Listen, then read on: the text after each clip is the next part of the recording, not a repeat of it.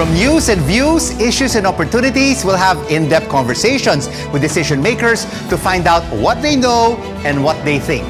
I'm Rico Hizon, inviting you to join the exchange because your business is our business. Mega kill! An enemy has been slain! A multi-billion-dollar industry that is exploding worldwide amid this pandemic. And our country is a major player. Sweet. With much time on their hands, more Filipinos are crushing, Sugar Crush. slaying, Killing spree! or building their armies in their virtual quarantine world. The unstoppable rise of the video game industry, now creating jobs and providing leisure and entertainment to many. These young people are taking gaming into a whole new level and turning their passion into a profession, and making the Philippines a breeding ground for pro gamers while championing world-class esports. The vision of the father of Philippine esports, in our C-Suite vision. Victory!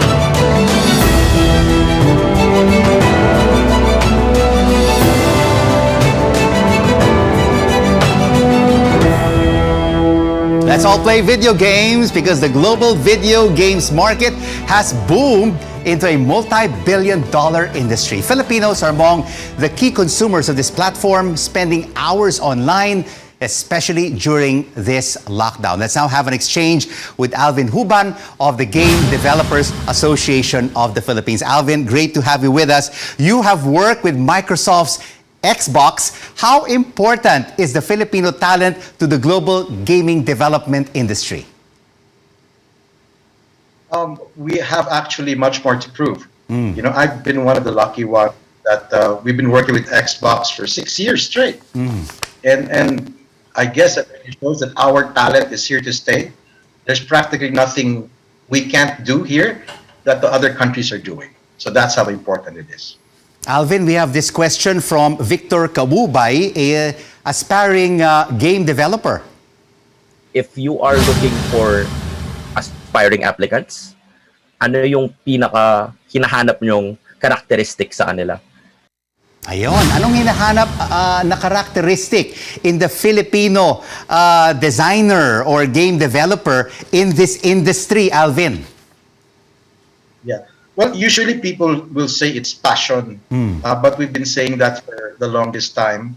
And a lot of people I've met that is so filled with passion usually lack the hard skills. So you come and ask us a question or an inquiry, make sure that you already have some hard skills ingrained in you already. What are these hard Technical skills, Alvin? Well, if you're coming in as a game developer, if you're coming in as a programmer, you have to be really well versed on the software that we're using. Even if you're a fresh graduate, we do expect that you can be part of our production line instantly. If you're an artist, you have to come in with a very, very impressive portfolio. You know, that is at par with what we're doing. So over the past decade and even during this pandemic, Alvin, is game development creating more jobs for our kababayans? We're trying to actually. Obviously, games exploded by 60% over the pandemic, and the service that the international community requires rose as well. The challenge is expanding. You know, we didn't have problems keeping our staff count. Our problem is actually expanding. Now, obviously, we can interview. You know, we can hire a little while online. But there are certain things that we had difficulty with, and that's like training, you know, absolute training. Because we usually do in a studio, we do our work in a creative fashion. So we like being face to face, you know. So I say it's been difficult, but not impossible. So we're quite okay. We have this question now, Alvin, from James Santa Ana, another aspiring game developer. In what direction is the game industry heading towards in a few years? All right. Does the game development industry pay higher than other jobs?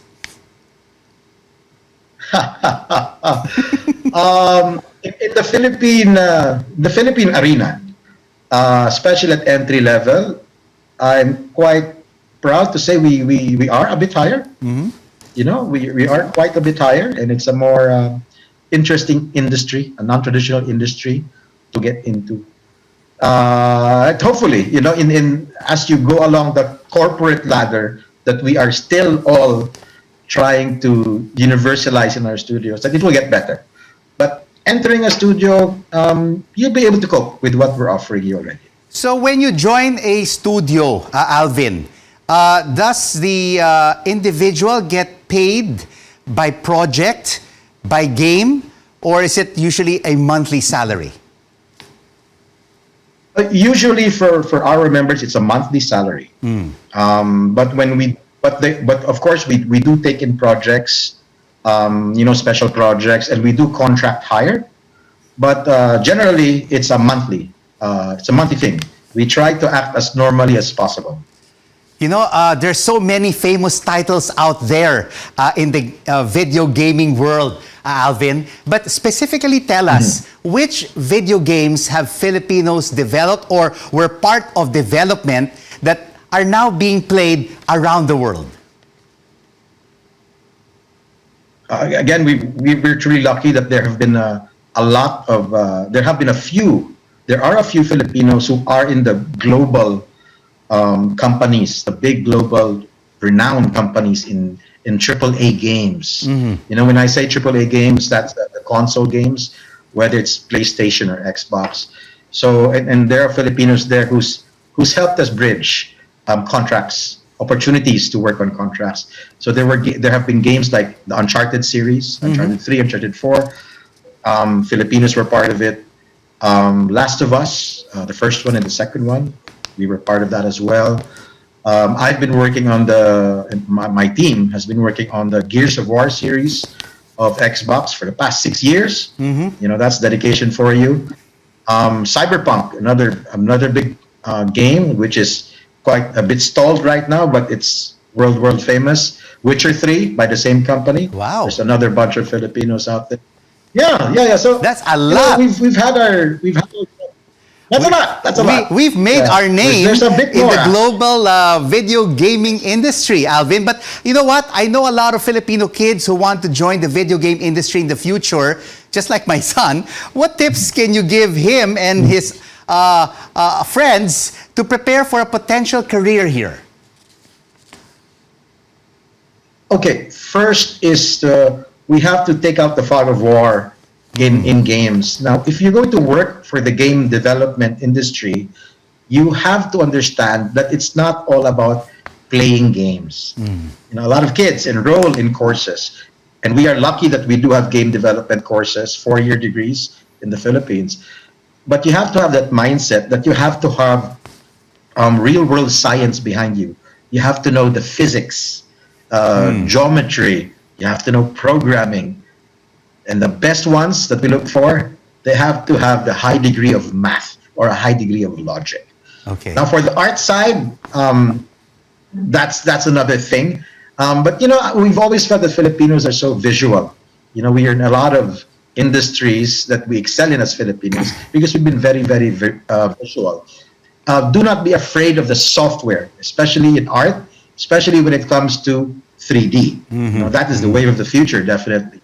3D computer graphics. So if you love art, you have your place in the industry, and don't be afraid of the software. It's just a tool. All right. Get into this industry fearless with a lot of passion. Alvin Cuban of the Game Developers Association of the Philippines, thank you so much for joining us on The Exchange. And now here's a rundown of this week's top business stories. Congress ratified the bicameral report on the CREATE bill. This will lower corporate income taxes. President Duterte is set to sign it into law. More workers will be receiving pink slips soon. Philippine Airlines will lay off 2,300 employees by mid-March. And Amazon founder Jeff Bezos is stepping down this year as CEO of the global online marketplace. For more stories moving and shaking the world of business, visit cnnphilippines.com. And straight ahead on The Exchange, where your business is our business. Want to get paid playing video games? find out how next. And check out these kicks, which you can put on and take off hands-free. These and other stories when we come back.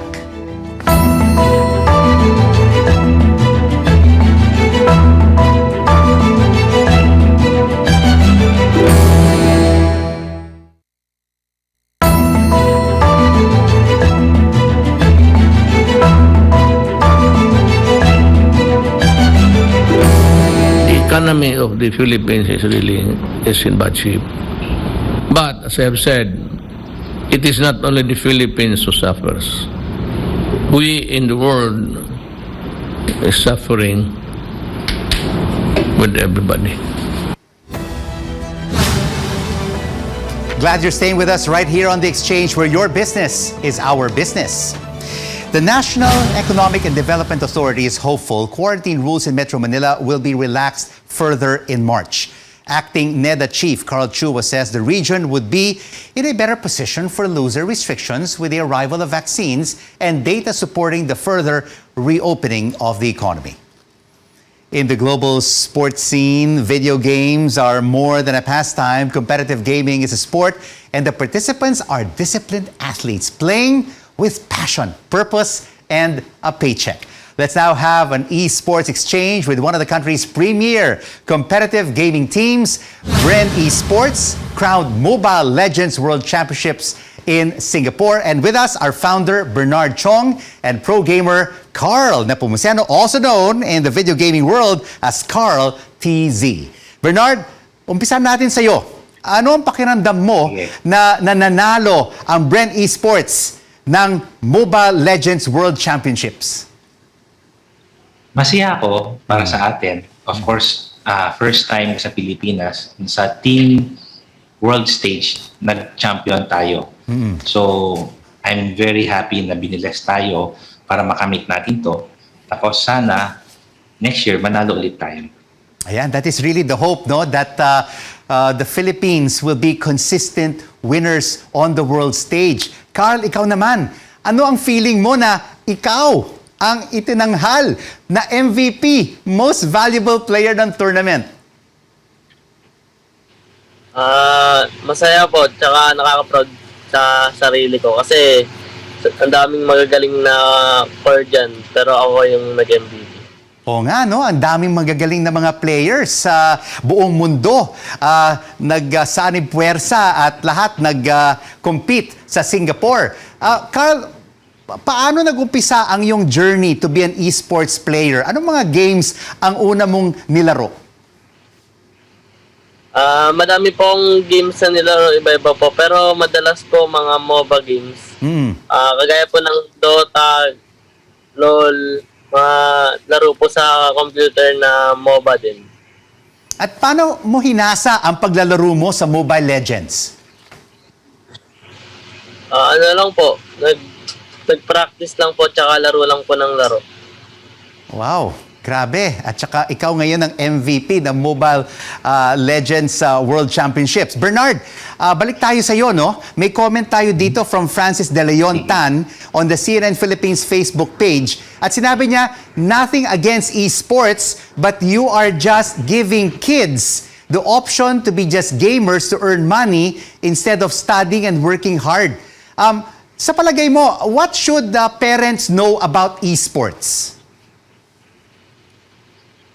Actually, sa life naman, lahat naman meron dapat challenges na dapat makamit. Tapos kailangan mo ng teamwork sa buhay. Nobody can do it alone. So kailangan mo makisama sa team, and together mayroon kayong ginagawang experience at challenge para ma-surpass. So I think game, as yung all kids should experience, matry nila as early na maging competitive. Tapos malaman nila na it takes a team also to achieve something really, really great, really big to win something. Kasi pwede kang magaling mag-isa, pero pag mag-isa ka, hanggang saan ka lang. So at early stage, yung mga bata natuturuan maging teamwork, maging disiplinado, maging communication, mag-usap sa mga kakampi nila para manalo. And this is something na hindi basta-basta. This is something na kailangan din ng bawat tao, bawat bata matutunan. Ayan, you really need discipline in electronic sports, hindi ba, Bernard? And we have another comment here from one of our viewers. Bernard, esports athletes are talented individuals. Same thing with other sports. These people spend hours analyzing strategies and creating a gameplay to defeat their opponents. Kailangan mo talagang mag-focus, hindi ba, sa esports? Bernard, what are the career prospects in esports? And up to how much can an esports player earn? Actually, yung figure of money kasi, hindi naman siya talaga ganun ka-importante. Of course, some 15,000, iba 30,000, yung iba mas malaki, depende kung nasaan country ka, tsaka kung anong advertising money makukuha mo. Pero, mas more to the point na yung career path mo is like any other growing person na sa simula, player ka lang, tapos na-experience mo yung buhay-buhay. At the same time, pag medyo old ka na, hindi ka na makapag-compete kasi medyo mabagal na yung reflexes mo, share mo na yung experience mo ngayon, makapagturo ka na, pwede ka na maging coach or pwede ka na maging manager. So, yung career path na to is like any other path din na nag-start ka ng kahit anong work, na newly grad ka. Tapos, at the same time, habang tumatanda ka, nag-iiba ka rin ng job na mas mataas ang rango, mas mataas ang responsibility. Ganun din to. So, ang advice mo ba, Bernard, para sa mga aspiring esports players is to finish first college or pwede na silang sumali sa esports gaming even as young as high school? Actually, ang tama talaga is tapusin yung school kasi mas sigurado yun. Pero depende kasi hindi lahat naman ng chance ng tao pwedeng makapag-aral. Yung iba talaga mapipilitan maglaro, yun ang path nila. May mga ilan na hindi kayang mag-aral, so at least sa paglalaro, may chance pa rin sila. Pero ang mas tama pa rin is syempre tapusin yung pag-aaral, masigurado ito, tsaka mas kailangan ng bansa yung mga may inaral para yung responsibility sa mga degree mas makatulong sa bayan natin. And Carl, you are now a role model, di ba, for many esports players who want to be the most valuable player of a world championship. Ano ang advice mo sa mga bata na gusto maging esports players? Sa mga gusto pa maging pro player dyan, kagaya ko, disiplina lang. Tsaka huwag papabayaan yung pag-aaral kahit naglalaro. Ayan, very good advice from Carl and from Bernard. Thank you so much, Bernard Chong and Carl Hizon Nepomuceno of Bren Esports. Good luck to you. And still ahead on the exchange where your business is our business, how the country can be a hub of pro gamers while championing world-class esports. And this company has made wearing shoes a whole lot easier. Keep it right here on CNN Philippines. News you can use, news you can trust.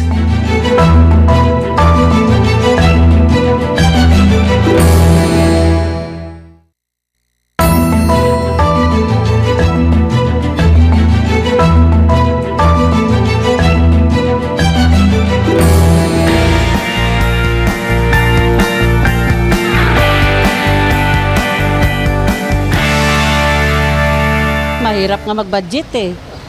Tingnan mo yung ulam namin, dilis na lang. Budget talaga. Kasi ang mahal lang bilihin.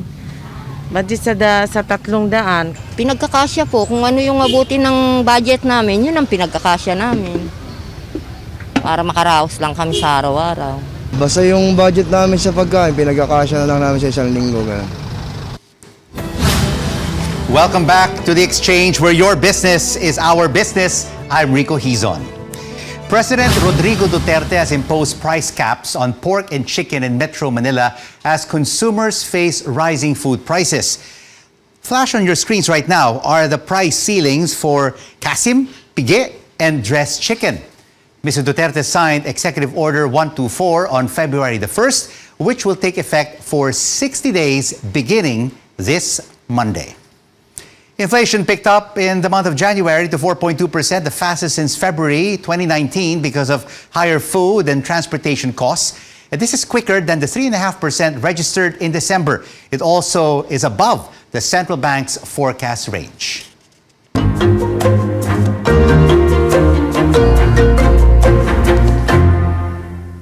He saw a wealth of possibilities in an industry where nobody else did and helped lay the groundwork for gametainment and esports in the country. Let's now have an exchange with Ronald Robbins, CEO of Mineski Global. He's also considered the father of esports in the country. Roro, thank you so much for joining us on the program. 2020 was a tough year for many businesses in the country. How did the esports cope and adjust during the new normal? Hello, Rico. Thank you for having me. 2020 esports, it was really a interesting year for the industry as a whole.